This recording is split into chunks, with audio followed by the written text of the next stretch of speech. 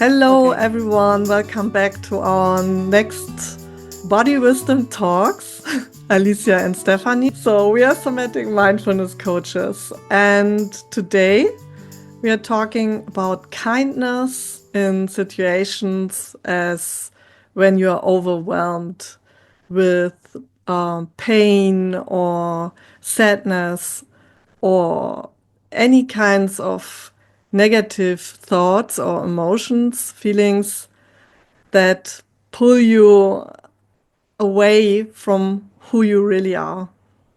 Yeah, and it's this episode will help you remember kindness and gentleness because we are so conditioned to not be kind to ourselves. So really it will help you find out what it is and how it makes us feel, and probably more importantly, what stops us from being kind to ourselves.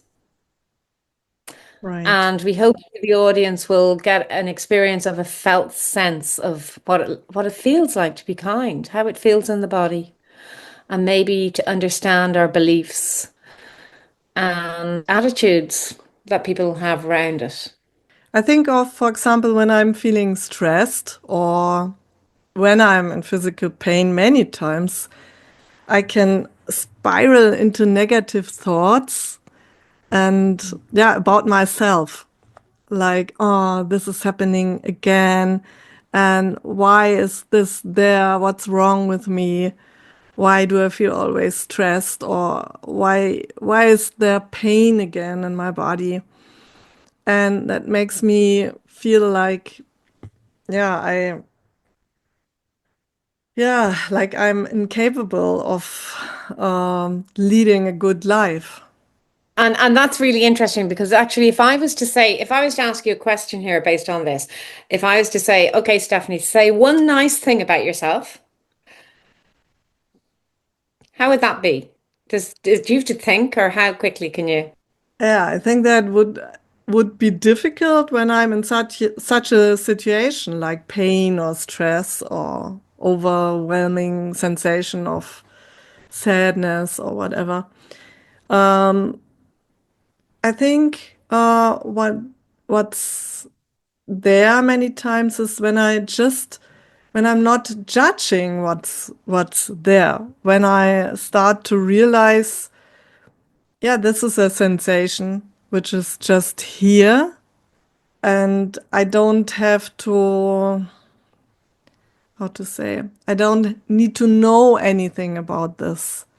I don't need to be anything else than what I am now or what's happening right now in my body is just what's there. And this is, to me, many times the first step, the acceptance, like just realizing it's just there and I don't need to fix it. Remember, we had so many sessions talking about we don't need to fix anything.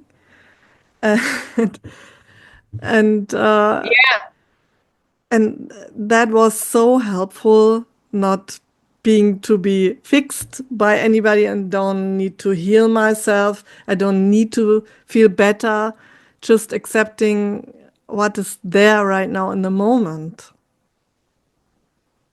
Yeah, you're saying totally, but I think it's a very I think it's a very long to get to that place of I can be with this and I don't need to do anything. Because I think in life we are filled with I should, I could, I need to. And it's almost like, I mean, a lot of us, when you said, oh, I'm so good at kind of being negative on myself, like that, we actually are programmed. I mean, it's our negativity bias that we are programmed to be conditioned to remember the negative. And there's a good reason for that, for our survival. That's so important, the negative bias that you mentioned. You were just saying, what were you, can you say it again slowly? Because I think it's too important just to say it in a way that you hear it one time and then we go on talking about something else. Can you say that again? That was so good. Well, yeah, I mean, if you think of it, if we are in the wild, like when we were hunter-gatherers, we needed to remember where the negative berries were or where the tiger lived. We needed to remember the negative things for our safety. So it's kind of a survival wiring, this negativity bias. So even when we were kids, the positive is great, but like, we don't need to remember it for our survival, but we need to remember that we put our finger on the hot fire and it's dangerous. And our whole system needs to record that into our body to go, danger, danger, fire, never do that again. So when our nervous system is geared for that, for our safety. And that's why we just have this habit of actually kind of, you know, going towards the negative. Um, I think it was somebody called Rick Hansen who says we're like Velcro for negative experiences because they stick to us, and Wow. Teflon, which is slides for positive, it just slides off us. Wow, so important, isn't it? Because in our everyday life, we have so many moments where we just go with this negativity bias. And that's when I think many times we go in the wrong direction. Instead of realizing what it actually is, we get influenced and we take it for as granted that that's the truth, what our nervous system is telling us. And even our thoughts are telling us, oh, it's dangerous again, oh, be careful, don't go out today, might be dangerous, and things like this. And it feels real, doesn't it? It really it feels true, like can trick us into believing that this Yeah. negativity is has a strong background and is true. Yeah, it's very true. It's almost like we're kind of identifying with that negativity bias rather than sinking underneath to actually feel what's coming up in the body. So it's like, yeah, and we don't know we're doing it because it's just like a habit. When you walk into a room, even doing a course or something, or even into anything, into a conference or even a shop, your nervous system is, immediately looking for the danger in a room. Unconsciously, we're doing this. It's scanning. Is it neuroception or interoception? Neuroceptive, that, Neuroceptive, yeah. yeah, yeah. And you don't even know, but you're actually looking for somebody to connect to that makes you feel safe. And the more you become aware of this, the more you actually see it happening. The way you might look at somebody and go to somebody who's wearing the same shoes or, a color you like that you feel safe, or it could be anything. Yeah, But yeah, you're but looking if you for sink safety. beneath that, you'll also feel like maybe a little bit of hotness or a little bit of, your heart beating. And that's where it comes in what you said about, oh, can we just allow that and bring kindness to it rather than trying to change Right. it? And that's the challenge, isn't it? To bring, because so many people are talking about self-compassion, being kind to yourself, accept yourself, befriend yourself, uh, all this, but it's so many times it's just in our head, but doesn't reach us really, right? And that's why so many times we are so used to treat ourselves very mean sometimes. Like if a friend would come to me and tell me, I'm suffering with pain the whole day. I really feel bad. I cannot even get up.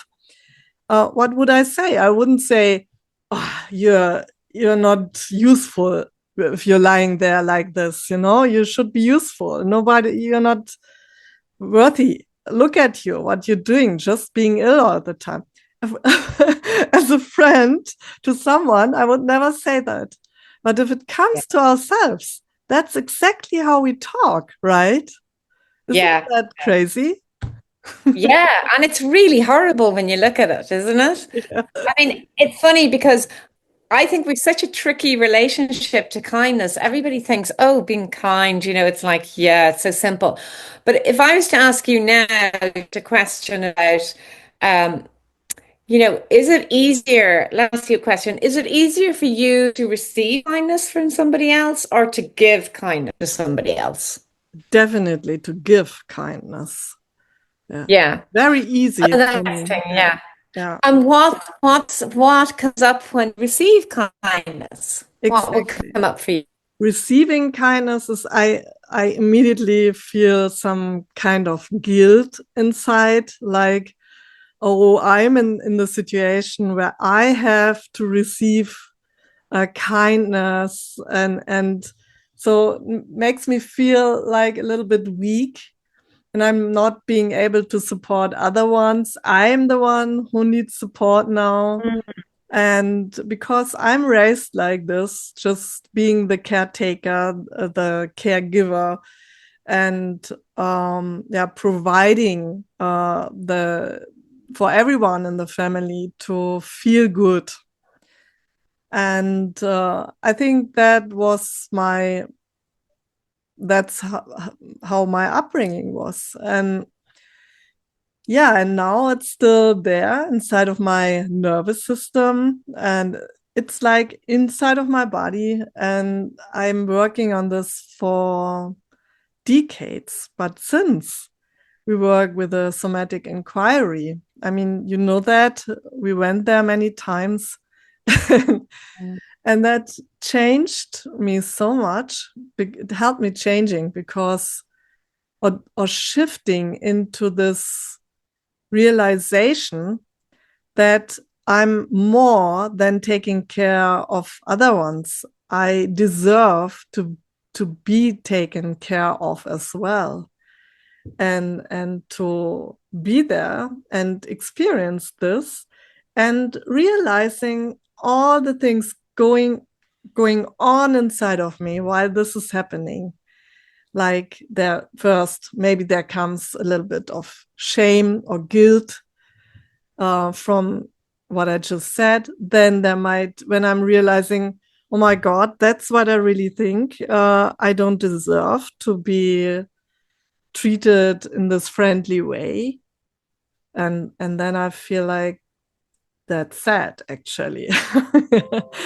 Then I feel sad about what's going on. And so I'm stepping through all kinds of sensations. And in the end, I'm just realizing it's okay to go with all of this, but there's always someone, yeah, like the real, true self that is beyond all of this. And it was always there, and it is always there. And to experience this when it gets still at one point, yeah, just being with the sensations in the body, or realizing the negativity bias and all of this. So, and this is passing through you with the guidance in the co-regulation, what we are doing Mm. with yeah, then there's a change, a true change. Yeah, what's resonating with me with what you're saying, it's like, especially the coming home to the true sense of what you are, the authenticity. But then I'm also getting like there's so many layers upon above that, like I deserve. That's you kept saying I deserve. It's almost like with the kindness, we are just conditioned to look outwards and to help others. And even there's two steps to that. How we feel is when somebody's kind to us, almost I don't deserve it and I feel guilty. And then how we feel when we're kind to ourselves, that we just don't do it because Tara Brach calls it the trance of unworthiness, that it's almost like we don't even realize, but we are in this trance of and we kind of have these attitudes about being kindness and blocks, like the guilt, I'm not good enough. They're like beliefs, which are kind of in our body. And and so the hardest part, even though it's so simple, when something like a sensation comes up, the hardest part is actually to turn to meet it and greet it and befriend it because the pattern and the condition is so strong there to be unkind and, as you said, to speak horrible to yourself. So it's you never do that to a friend. So it's like befriending yourself. That's a nicer word, isn't it? Learning how to befriend. Yeah, I like that one too. Yeah. I was Yeah. wondering because, it's so easy talking about it, but how does it feel actually to experience your own kindness? How could that look like? Yes. Okay, Mm. let me try. Yeah, Let me give you a little if you'd yeah. like. Okay. Let's give an example of how it could look like and feel like. Yeah. Okay. So let's begin then just with tuning in and just actually being kind to yourself and just finding a comfortable seat. So just finding your feet on the ground, your bum on the chair, and actually wiggling or just tuning into what the body wants. A stretch, a yawn, the first step to being kind to yourself. Yeah.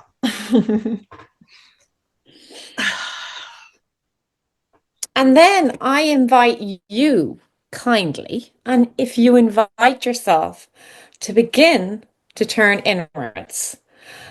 And if it feels comfortable doing that with your eyes open, leave them open. If it feels comfortable, close your eyes.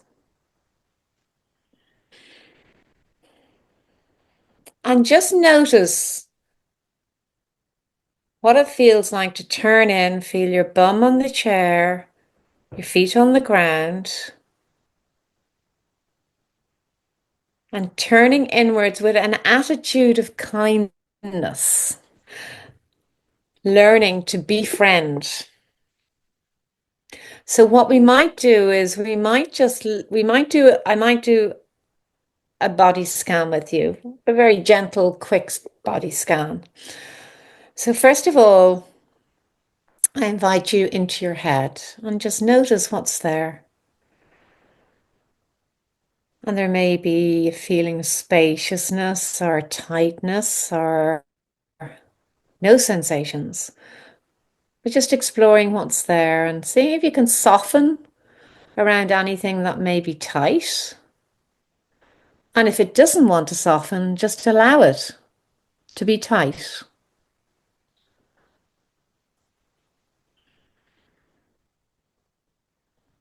And then bring awareness into your throat and just moving and just noticing how your throat is. And being kind to whatever is there. And when I mean kind, just allowing it.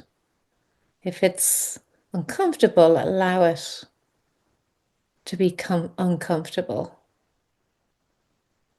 If it feels good, allow it to feel good. And then bringing awareness into your body, into the top of your body, your shoulders, your torso, your chest area. Really filling it up with this kind awareness, just exploring what parts are tight, what parts feel nice.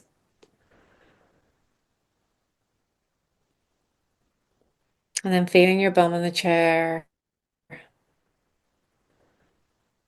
and just noticing how that feels. And your legs on the floor, or your feet on the floor and your legs. So just bringing awareness to your whole body here with an attitude of gentleness and softness, not trying to change anything or fix it, but just to notice. And just here, I'm going to ask you just to notice one place, invite your attention into one place in your body that may feel a little bit soft or at ease or possibly nice, and let me know what that area is. Mm. I would say my hands. Hmm. And just tell me a little bit about how your hands feel. Just, They feel very warm and relaxed, and there's no pain. Yeah. So resting there for a moment and just allowing your hands to be held here with this gentle awareness, with this nice ease and warmth, no pain, and really soaking up how it feels.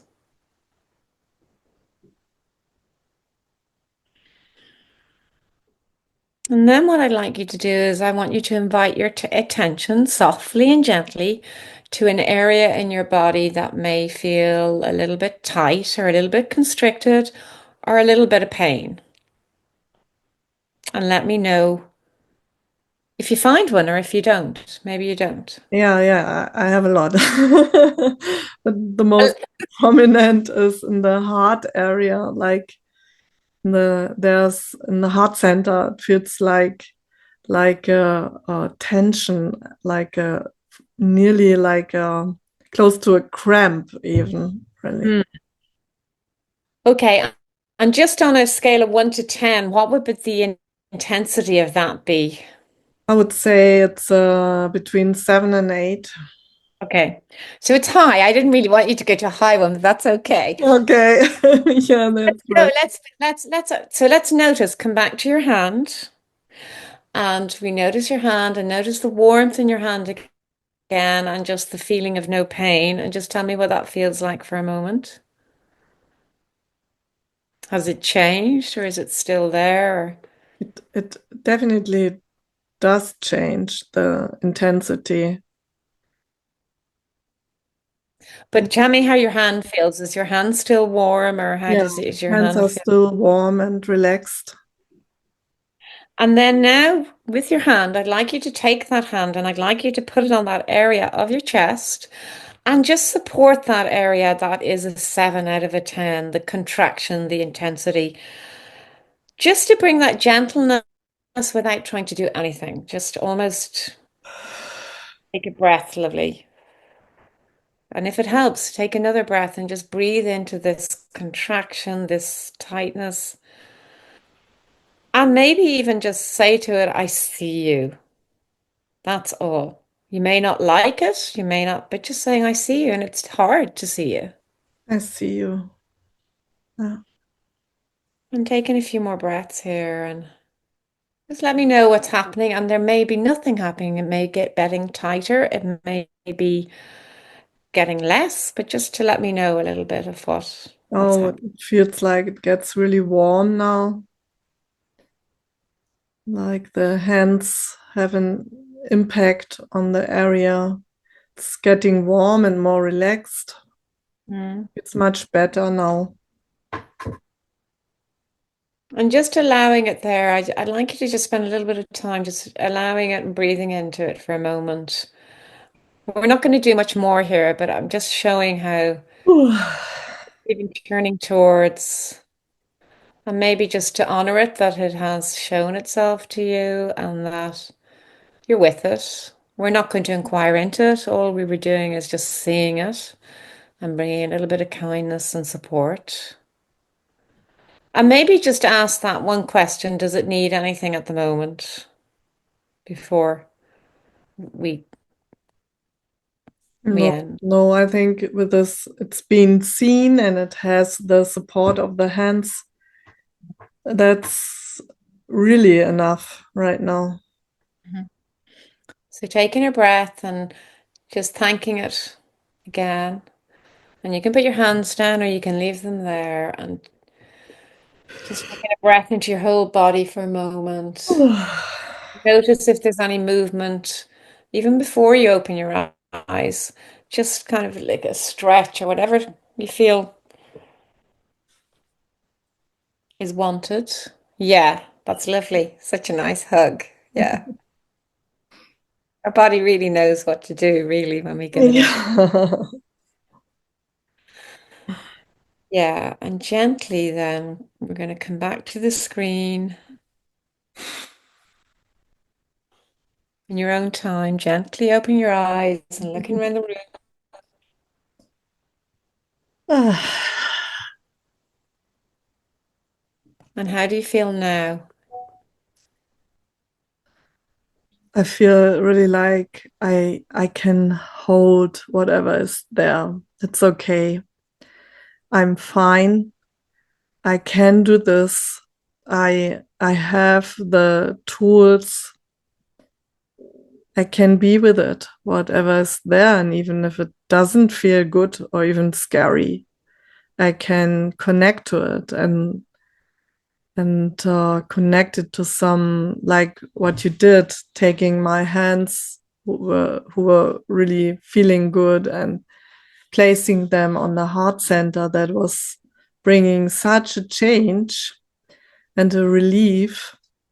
And it was like there was a dark picture, and suddenly there was warm, bright light coming to this sensation.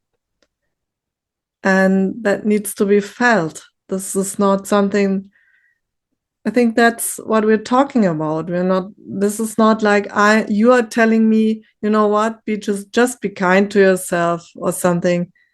It's like you showing me how to bring the kindness to the part of my body where I don't feel comfortable. And that's the difference. And here I can experience the kindness and the acceptance, and that brings so much of um, transformation to the energy that is stored in the body. Yeah, that needs to be experienced. Yeah, and it's the first step before you even inquire into it is to meet it. And I always think it's like this, if I have a fight with my partner and or I'm upset and something's going on, I'm activated and I've had a bad experience and I tell him about it, and he'll always come in and he'll try and fix, which is great because he's trying to help me, and I probably do the same. But all I want, and it's terrible because he'll come in and he'll fix, and I don't want to be fixed. I just want to be heard. But Right. he's trying his best, Yeah. and all I want is to be heard. And yet, so then I get angry, and it just becomes, but really, like it's just it's like miscommunication because actually all anybody wants is to be just listened to and go, oh, that's tough, you Yeah. know? And it's simple, but like he forgets all the time. And I do. I see myself fixing, but actually I forget, oh, it's just about listening. I don't need to just open my arms and go, wow, that must be horrendous. It is. It I'm here. is. Yeah. And I that's see. so powerful. And we really somehow we don't see the power between just the power of being present and staying with somebody who really feels bad or is even, especially if somebody's angry at us. I guess it's very difficult for us just to be there and to be in the present moment with somebody with this anger, accepting the anger and saying, yeah, I can see that you're really angry. That's what you would have to say. Yes. And I think it brings to building capacity because I think what's interesting there, Stefanie, even when like so we found a place in your body that was kind of at ease, and then we found a place that was constricted. And most people, well, I won't say most people, me, I found that when I went into the body, I would be in the constriction. So what we did there with you was we found a place at ease, and from there we kind of brought that to the constriction to know that there's not just the constriction, there's also good places.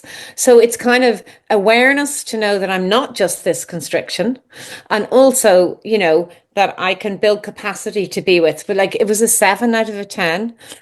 You went there because you're used to this, but what we might do with somebody who was a 7, we might just bring them back to the hand and look, spend more time in the hand and take time, to just notice the 7 from a distance before going near it, because it is building capacity, Right. um, to be with really.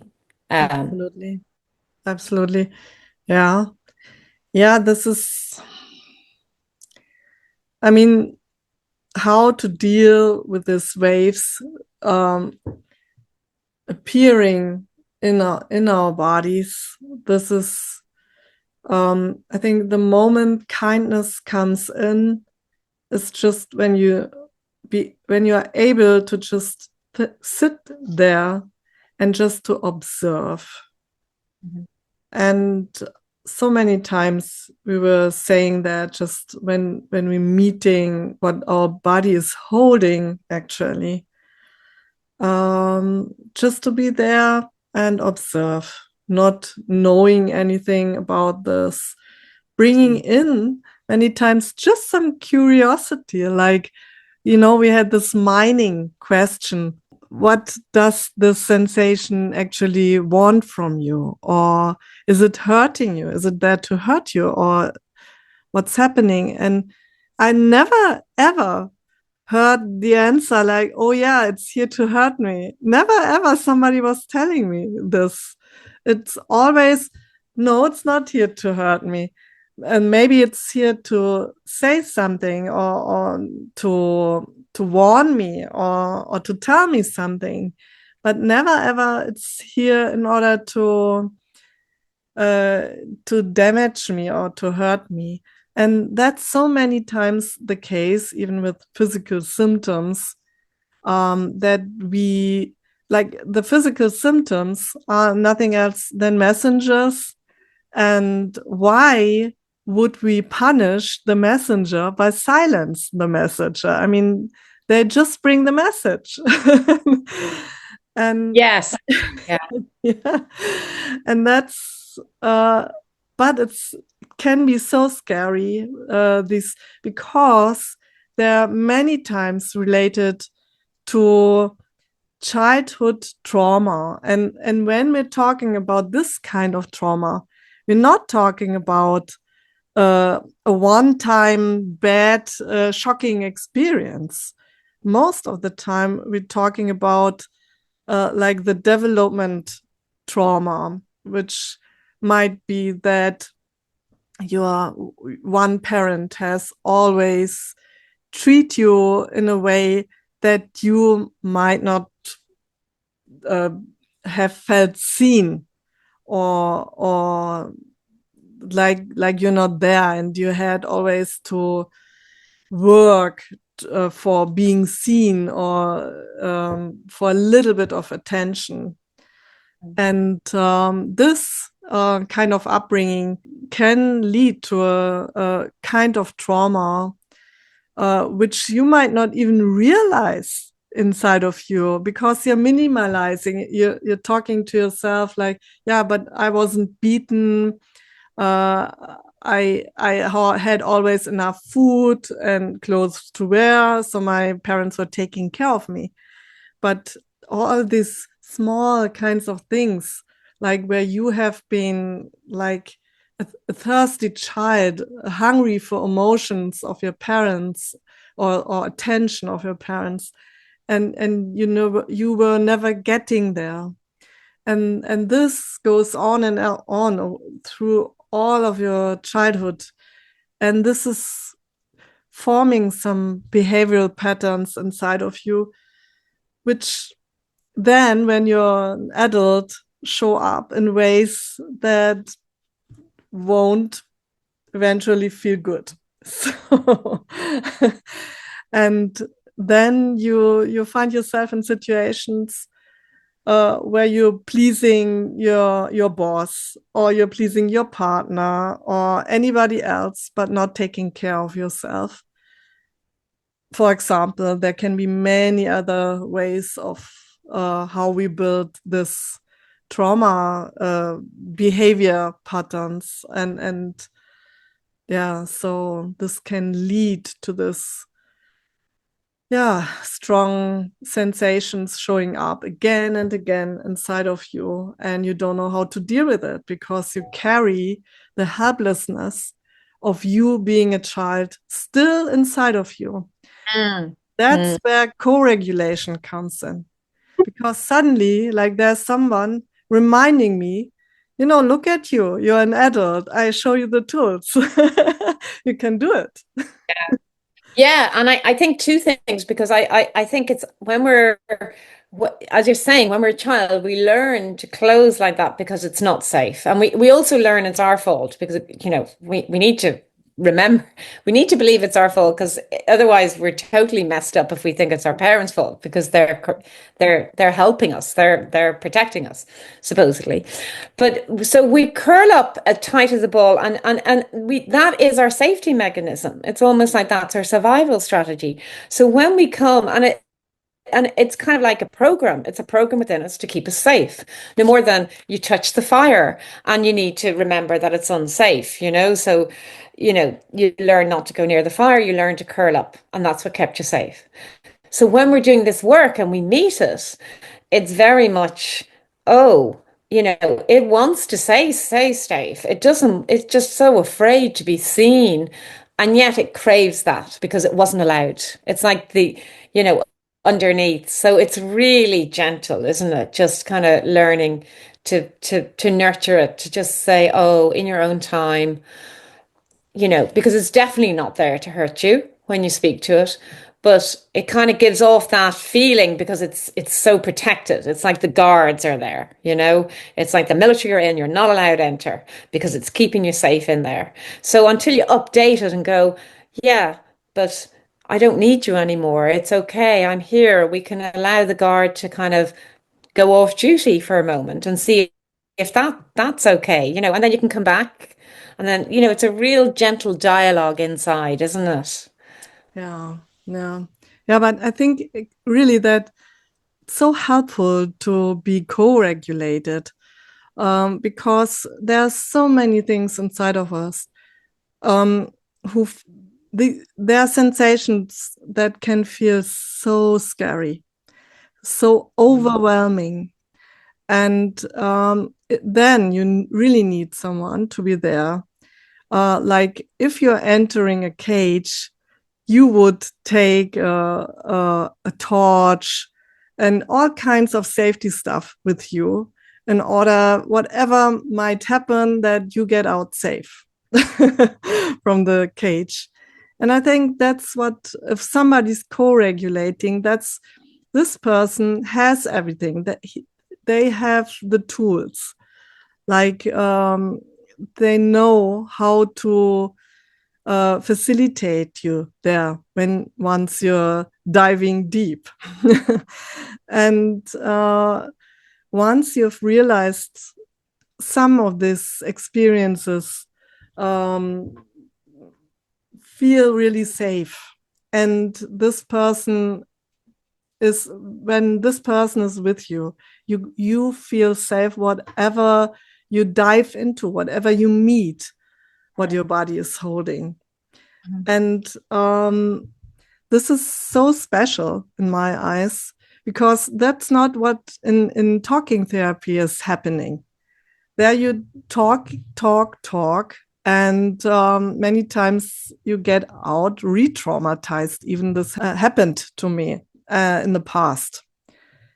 But since I know the somatic inquiry and the co-regulation, I realized the difference of when somebody's just holding the space and is just there with you in the present moment, and and offering the tools of safety.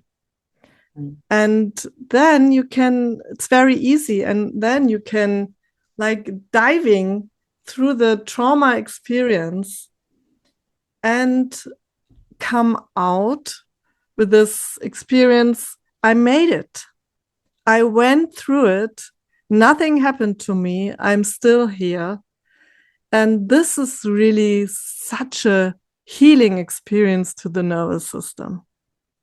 Yeah, yeah, totally. And I see it really, the whole essence of it is if you are held with a facilitator, or somebody, it can be anybody, a partner, to be truly seen and witnessed non-judgmentally with kindness and just allowed. The beauty in that, like if you're held with somebody and then as a mirror of that, you hold what you're meeting in your body with that same presence and regulation. And it takes time, but it's definitely the first step. It's all about, turning inwards kindly, softly, gently, with no agenda, with curiosity and Right. openness. Right. That's And, the part. and Yeah. it's a space within a space, I think, because the facilitator holds you in that. It's such a beautiful, and it's lovely. There's such a beauty being met with that container of presence and allowing that maybe you never had as a child, and no fault of your parents, just it's just being human, I think.